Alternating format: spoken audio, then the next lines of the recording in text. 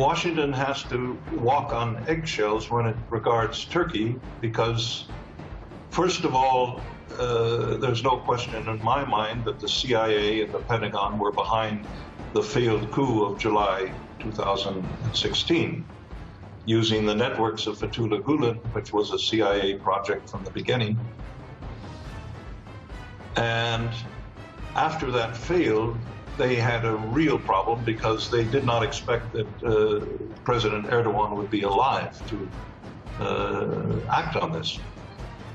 And the instruments that they are using now, short of a new attempted coup, they are using NGOs, regime change NGOs, like they did in Ukraine in 2014, or they did in Poland in 1989-90, and so forth. If that is successful, I don't know enough of the internal influence of the NGOs in Turkey to comment, but for sure they are using that. National Endowment for Democracy, Soros Open Society Foundation, human rights foundations everywhere, to say Turkey, the Turkish government is a violator of human rights, a violator of democracy, and creating a propaganda. This is the first step, creating a propaganda atmosphere that poisons relations with Europe, with Germany and Turkey, and so forth.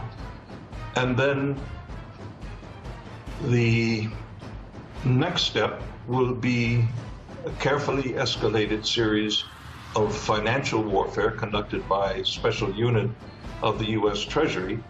I should add that every time they have done these financial warfares in Iran several years ago and so forth, it's blown up in their faces, so it's not a very good tactic in my view. But they will try that, to try to create a crisis of the Turkish lira, to try to create economic and financial pressure.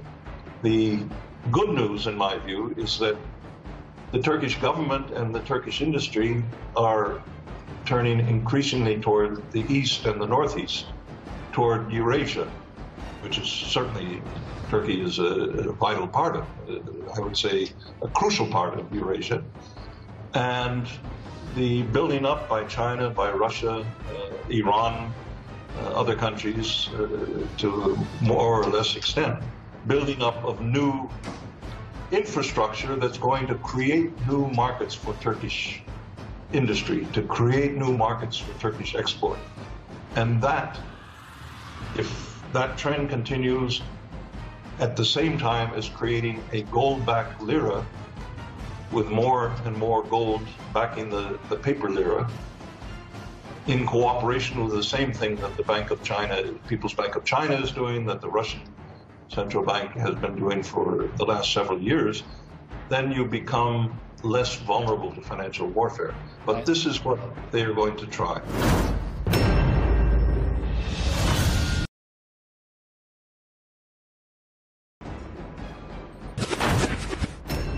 CIA tends to provide the money and the technology, and they then look to Saudi Arabia and Israel and Belgians and Germans and others to do the dirty work. You are under attack.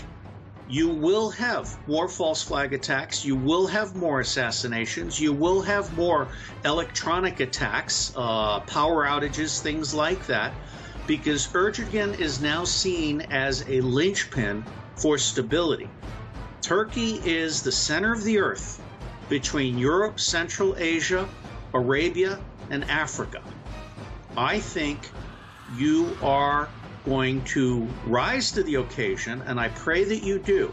But the bottom line here is you're at war now, and it's an asymmetric war, and you cannot assume that anybody is your friend.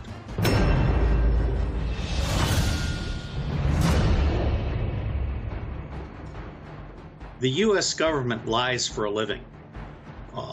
U.S. ambassadors lie regularly.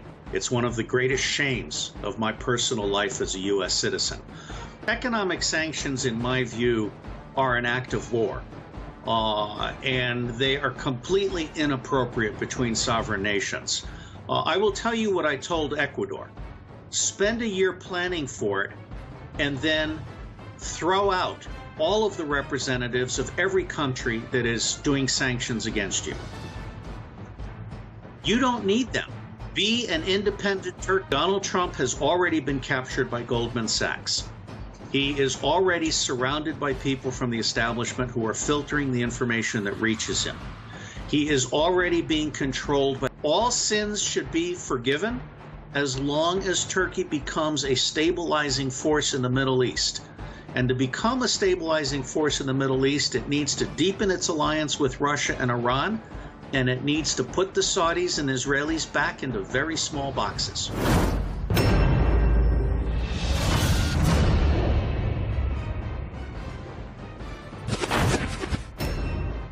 There are very powerful interests. Here in London, we've got Parliament behind me here. But those people, the MPs, who sit in there and discuss matters, they have very little power. Very little power. They come low down the food chain.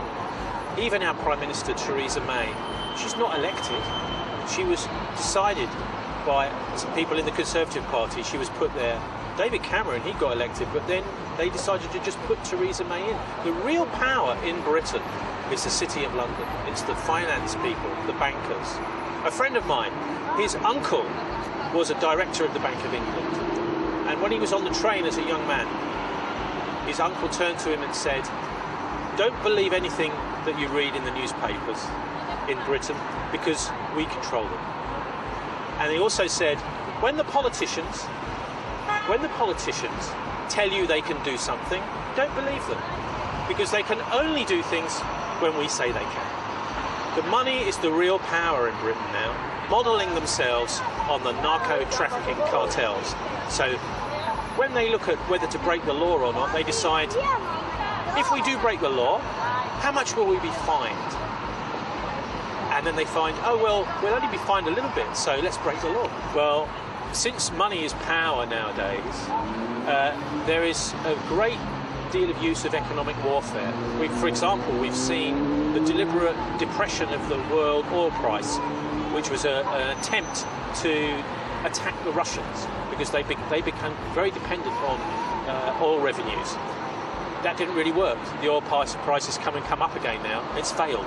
But economic warfare is a very powerful weapon.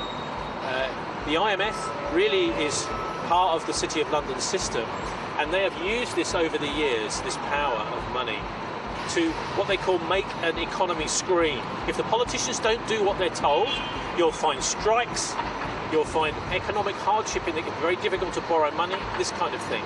Difficult to get a job, and the population comes out onto the streets. So this is what they are doing. I think that this may well happen in Turkey. We've seen also the seizure of assets, haven't we? Massive asset seizures. So countries are now thinking to themselves, big companies in Turkey, for example, it's not safe to leave your money in London anymore.